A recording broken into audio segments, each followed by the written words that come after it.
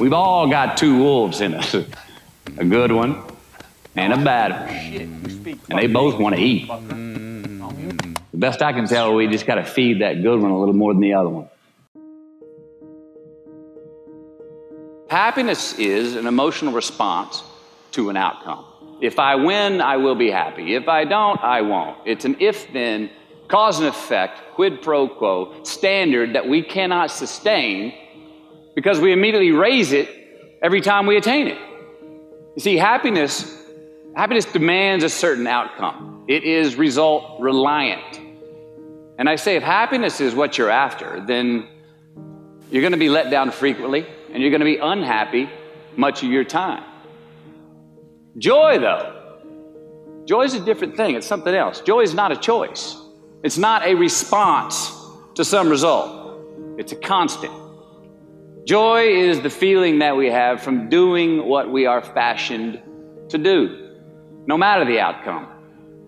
Now, personally, as an actor, I started enjoying my work and literally being more happy when I stopped trying to make the daily labor a means to a certain end. For example, I need this film to be a box office success. You know, I need my performance to be acknowledged. I need the respect of my peers. All those are reasonable aspirations, but the truth is, as soon as the work, the daily making of the movie, the doing of the deed became the reward in itself for me, I got more box office, more accolades and respect than I ever had before. See, joy is always in process.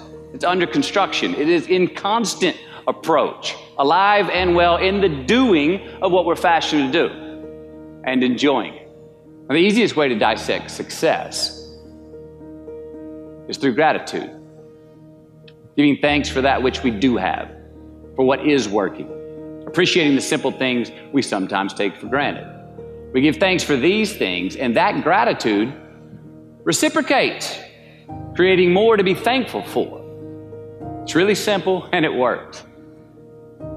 Now, I'm not saying be in denial of your failures. No, we can learn from them too, but only if we look at them constructively, as a means to reveal what we are good at, what we can get better at, what we do succeed at. All right, life's a verb. We try our best, we don't always do our best. And since we are the architects of our own lives, let's study the habits, the practices, the routines that we have that lead to and feed our success, our joy, our honest pain, our laughter, our earned tears. Let's dissect that and give thanks for those things. And when we do that, guess what happens? We get better at them, and we have more to dissect. It's a get rich quick on the internet, richest 15 minutes of fame world that we live in, and we see it every day. But we all want to succeed, right? So the question that we got to ask ourselves is what success is to us, what success is to you. Is it more money? That's fine. I got nothing against money.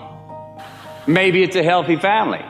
Maybe it's a happy marriage. Maybe it's to help others, to be famous, to be spiritually sound, to leave the world a little bit better place than you found it.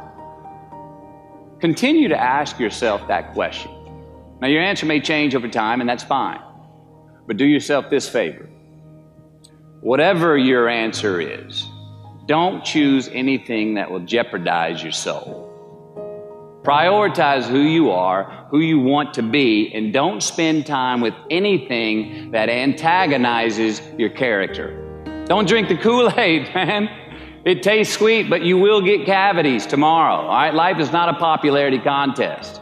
Be brave, take the hill, but first answer that question, what's my hill? Well, for me, it's a measurement of 5 things. We got fatherhood. We got being a good husband. We got my health, mind, body, and spirit. We got career, and we got friendships. These are what's important to me in my life right now. Because I want to keep all 5 in healthy shape.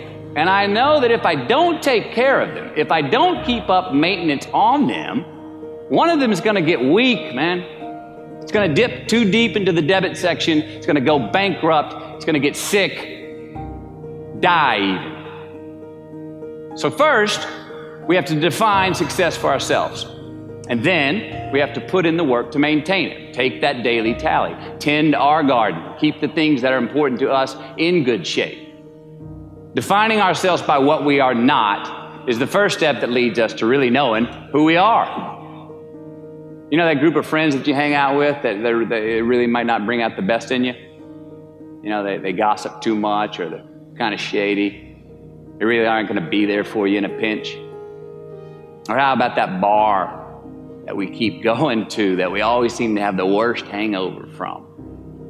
Or that computer screen, right? That computer screen that keeps giving us an excuse not to get out of the house and engage with the world and get some real human interaction. Or how about that food that we keep eating, the stuff that tastes so good going down, it makes us feel like crap the next week, we feel lethargic and we keep putting on weight? Well, those people, those places, those things, stop giving them your time and energy. Just don't go there. I mean, put them down. And when you do this, when you do put them down, when you quit going there, and you quit giving them your time, you inadvertently find yourself spending more time and in more places that are healthy for you, that bring you more joy. Why? Because you just eliminated the who's, the where's, the what's, and the when's that were keeping you from your identity. Like, trust me, too many options, I promise you this, too many options will make a tyrant of us all. All right, so get rid of the excess, the wasted time. Decrease your options. And if you do this, you will have accidentally, almost innocently, put in front of you what is important to you by process of elimination. Knowing who we are is hard. It's hard. So give yourself a break. Eliminate who you are not first, and you're going to find yourself where you need to be. Make voluntary obligations. I'm talking about the ones that we make with ourselves, with our God, with our own consciousness. I'm talking about the you versus you obligations. We have to have them. Now, again, these are not societal laws and expectations that we acknowledge and endow for anyone other than ourselves. These are faith-based obligations that we make on our own. These are not the lowered insurance rates for a good driving record. You will not be fined or put in jail if you do not gratify these obligations I speak of. No one else governs these but you. They are your secrets with yourself, your own private counsel, personal protocols. And while nobody throws you a party when you abide by them, no one's going to arrest you when you break them either, except yourself. An honest man's pillow is his peace of mind. And when you lay down on that pillow at night, no matter who's in your bed, we all sleep alone. These are your personal Jiminy Crickets, and there are not enough cops in the entire world to police them. It's on you.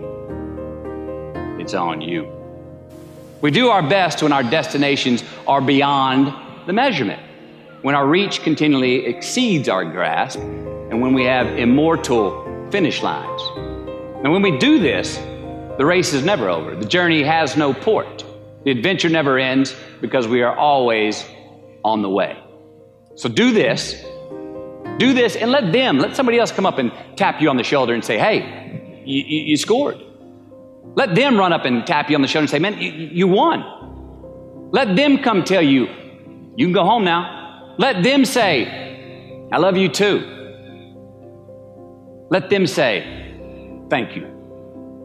Take the lid off the man-made roofs that we put above ourselves and always play like an underdog.